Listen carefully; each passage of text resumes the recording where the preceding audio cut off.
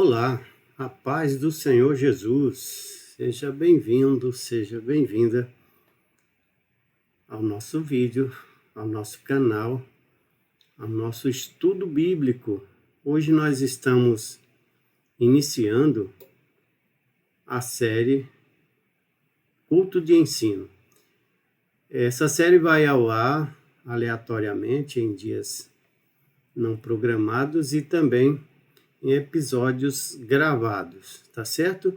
Hoje nós estamos com o primeiro episódio, que é a introdução, onde nós estamos estudando a história da igreja, tá bom?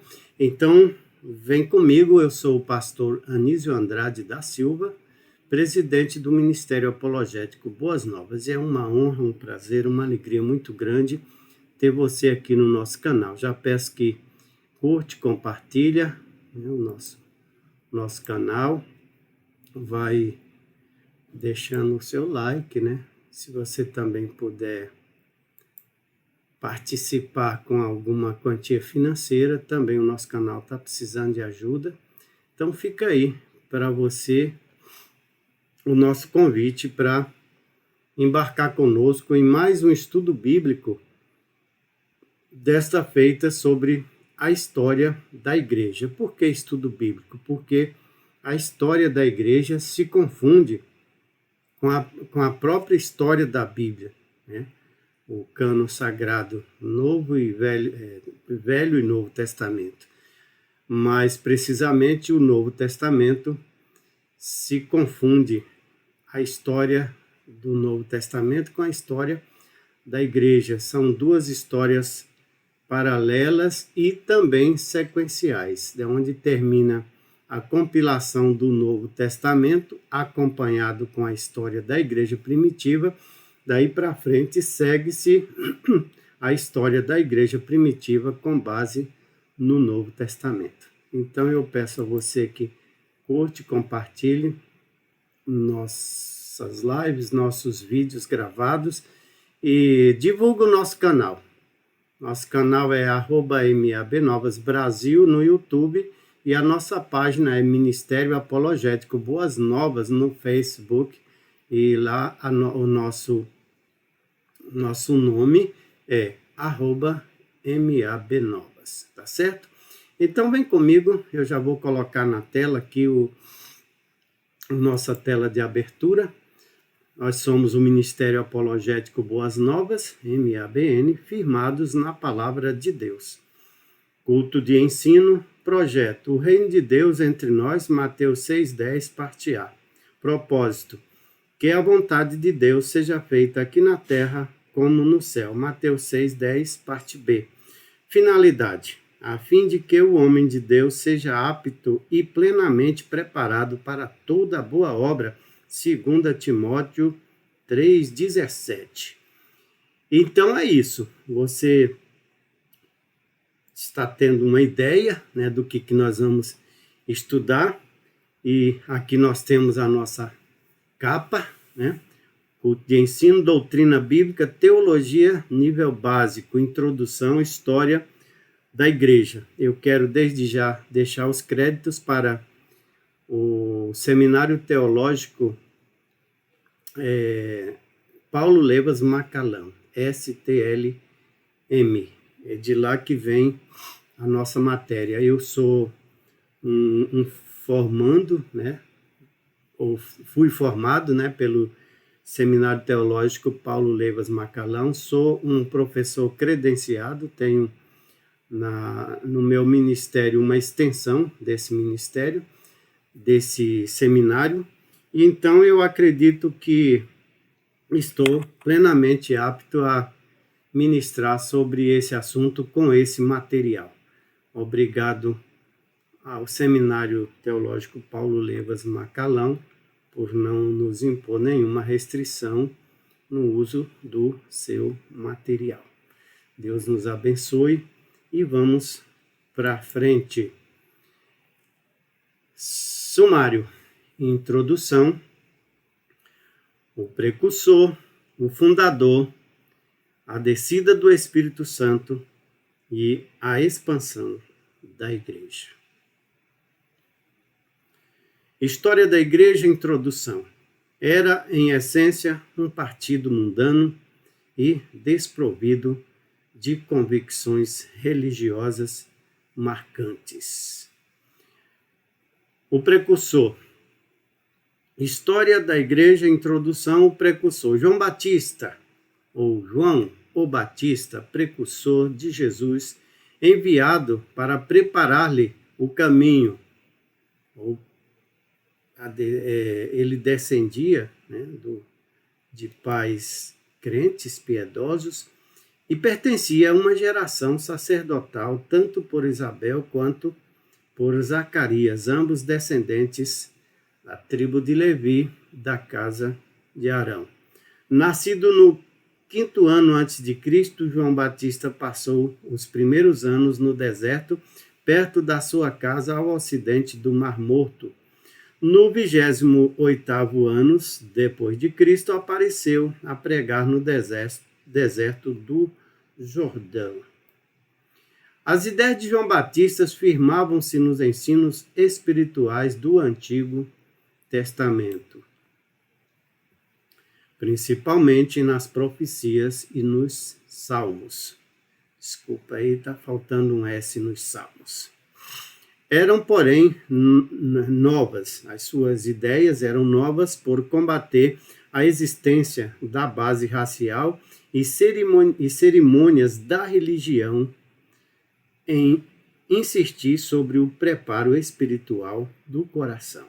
Para ele, a religião era pessoal e espiritual e não nacional e cerimonial. Então, isso diferenciou João Batista dos demais judeus da sua época, principalmente os da tribo de Levi, da casa de Arão, que ministravam o sacerdócio, né, o cântico, o louvor também. E esse pessoal, eles eram como que digamos assim, um partido mundano e desprovido de convicções religiosas. Eram pessoas totalmente fora do contexto espiritual esperado por Deus para a nação judaica.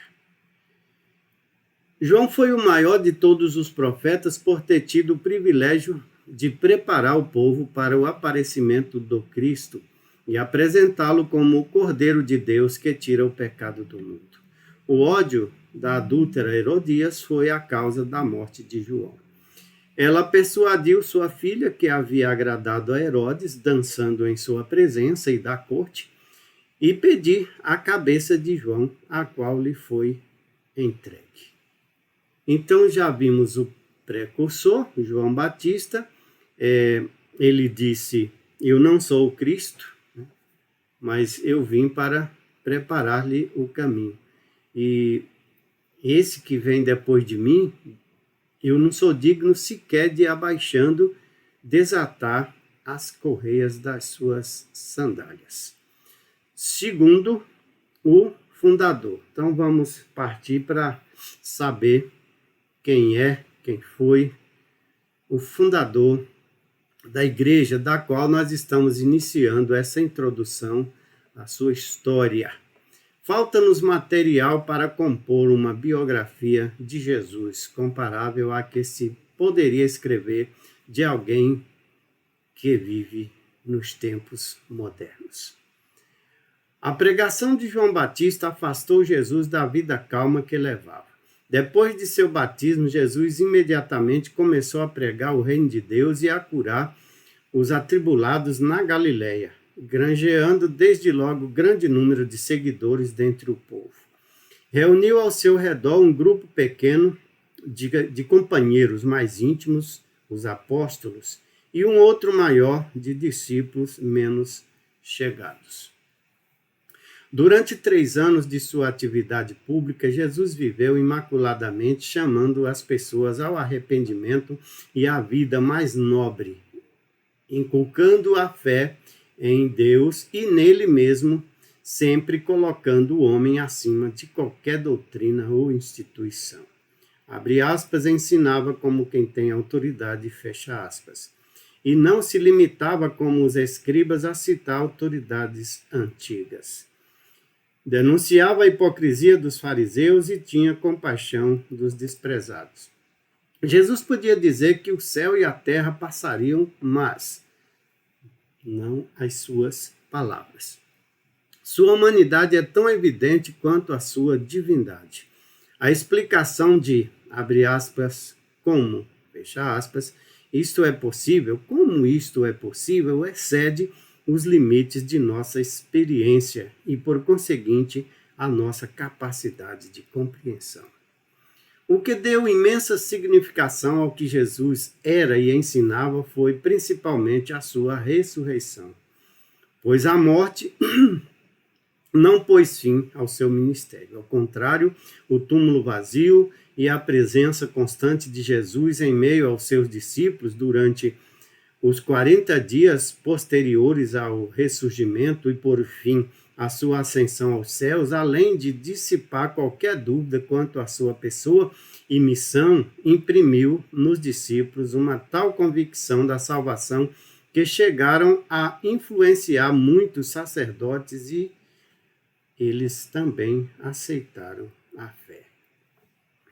Até mesmo os perseguidores da fé se converteram ou se convenceram de que aqueles discípulos estavam de fato no caminho ou estiveram de fato com o Cristo ressurreto.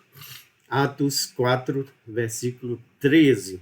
Ora, com um realismo espiritual muito mais profundo do que o judaísmo jamais imaginara. O Messias da esperança judaica tinha de fato vivido, morrido e ressurgido para a salvação do seu povo. Terceiro ponto, a descida do Espírito Santo, o qual evento eu considero como sendo a inauguração da igreja fundada pelo próprio Senhor Jesus. 50 dias depois da crucificação de Jesus, sendo 40 dias até a ascensão e 10 dias depois dela, o Espírito Santo desceu sobre um grupo, ou sobre o grupo de Jerusalém, acompanhado de sinais tão evidentes que não restava a menor dúvida de que Jesus estava glorificando a destra do Pai, como havia profetizado. A igreja foi de fato inaugurada numa poderosa manifestação milagrosa do Espírito Santo com som de vento impetuoso e língua de fogo, pousando sobre cada discípulo com a primeira proclamação pública da ressurreição de Jesus. Essa proclamação foi feita para o mundo inteiro. Eram judeus e prosélitos do judaísmo reunidos em Jerusalém para a festa do Pentecostes. Procedentes de distantes partes do mundo conhecido, menciona-se 15 nações. Os apóstolos da Galiléia, cheios do Espírito Santo, lhes falavam sobrenaturalmente na própria língua de cada nação. Nesse dia de Pentecoste, a pequena igreja de 120 membros foi acrescida de mais de 3.000 novos crentes, dentro de pouco tempo ultrapassava a casa dos 10.000 membros. Isto é realmente fantástico, é maravilhoso.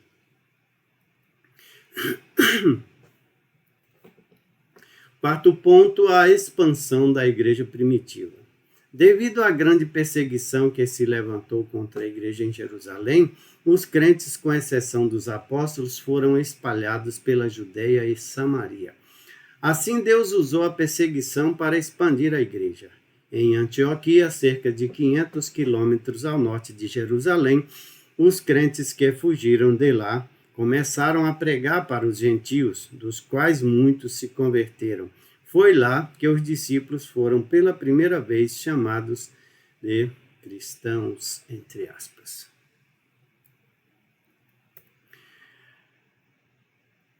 A Antioquia não ficou sendo a ponta final do esforço da expansão dos cristãos. Por indicação do Espírito Santo, a igreja de Antioquia, da Síria, enviou 2 missionários, Paulo e Barnabé, para Antioquia, para a Ásia Menor. E aqui nós temos a Antioquia da Síria, né, que fica próximo de Jerusalém, aí no mapa. Depois, você quiser dar uma olhada, você para o seu vídeo e pesquisa. E surgiram as igrejas de Antioquia da Pisídia, Icônio, Listra e Derbe. Pisídia era uma região da antiga Ásia Menor, Anatólia, que se localizava ao norte da Lícia e fazia fronteira com a Cária, Lícia, Frígia e Panfilha, correspondendo, a grosso modo, com a província moderna de Antália, na Turquia. A região, notadamente ou notoriamente difícil de controlar, passou pelo controle dos persas Aquimênidas, dos gregos do Império Seleucida, foi uma província romana e parte do tema anatólico no período bizantino, até ser perdida definitivamente para o sultanato de Roma, no século XII, quando o nome caiu em desuso e desapareceu do registro histórico. Então, aqui você tem as ruínas de Antioquia. Então, vou só falar para vocês a diferença. Eu chamo de Antioquia a Antioquia da Síria, próximo de Jerusalém, região da Samaria. E Antioquia da Pisídia, essa aqui que fica nesse mapa aqui, ó, na região da Pisídia. Você está vendo aí, se você quiser, separa o vídeo, dá uma olhada, né? Tá bem nítido. Então, nós temos as ruínas de Antioquia e temos o mapa da Pisídia aí na sua tela. Vamos para frente. Antioquia da Pisídia, tá mais um mapa, aí você pode pesquisar direitinho, né? Dar uma olhadinha onde fica, ali próximo na região da Capadócia, por ali, é na Turquia. Mais um mapa. Esse mapa aqui, ele foi desenhado pela Igreja Católica, né, para a localização das dioceses espalhadas pela região das 7 igrejas. Você pode ver aí a igreja de Pérgamo, igreja de Tiatira, de Éfeso, por aí vai. Então, dá uma olhadinha que você vai localizar aí a região da Pisídia e a região da Antioquia. Mais tarde surgiram as igrejas de Éfeso e Colossos como resultado de uma visão do apóstolo Paulo, a quem um homem macedônio disse, abre aspas, passa a Macedônia e ajuda-nos, fecha aspas. O apóstolo atendeu ao apelo e fundou igrejas em Filipos e em toda a Macedônia, como em Tessalônica e em Corinto. Finalmente, a igreja chegou a Roma, na Itália, onde Paulo esteve preso por algum tempo.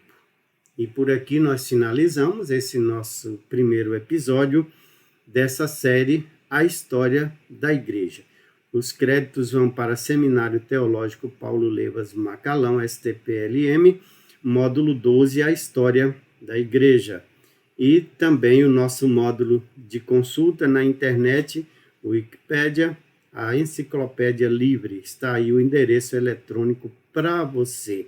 Compilação e comentários, pastor Anísio Andrade da Silva, presidente do Ministério Apologético Boas Novas, MABN, eu que falo contigo pela graça e pela misericórdia de Deus. Amém?